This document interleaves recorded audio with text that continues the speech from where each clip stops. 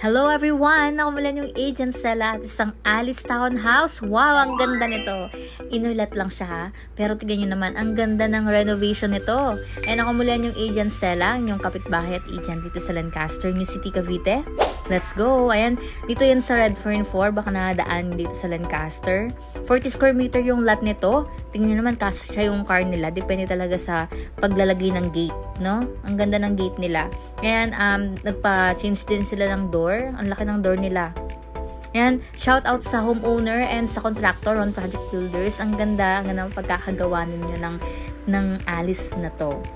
Ayan, dati kasi, yung original po nito, yung kitchen niya nasa harapan kasi condo-inspired siya. Ngayon nilipat nila dito sa kwarto sa baba.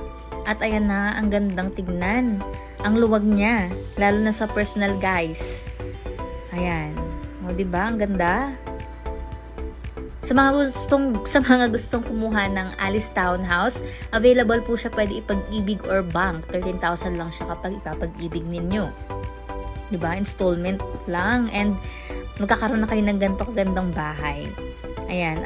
Sa mga gusto magpa-estimate po ng renovation nito, message kayo sa Ron Project Builders and Home Improvement. Yung CR nito sa taas, ayan siya, pinaganda nila. Ang ganda, ang aesthetic.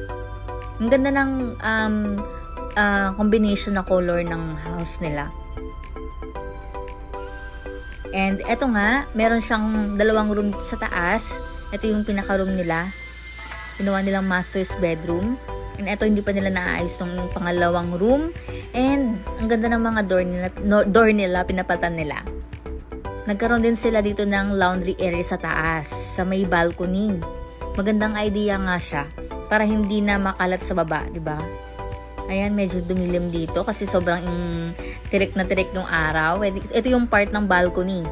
Ewan ko bakit siya namute, siguro dahil mainit that time. Ang ganda guys ng Alice Townhouse, na in love ako sa look niya. Depende na lang talaga sa homeowner kung paano niya mas lalo papagandahin yung house, no? And ako mulian yung agent Stella. Thank you for watching. Bye-bye!